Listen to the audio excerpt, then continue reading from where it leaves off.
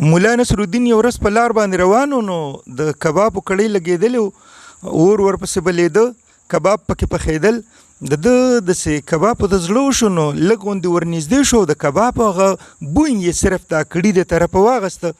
هغه مالک پې نظر ولګېده او ورته ویې ودرېږه هلکه کباب بوی دې واغسته نو د دې راله معاوضه د دې پیسې راله راکړه. نو مولا نصرالدین سره په جیب کې ماتې پیسې وې او ورنږدې شو، هغه مالک ته په هغه جیب کې دا پیسې وکړنګولې او روان شو، ورته ویې دغه واله ستا د کبابو معاوضه.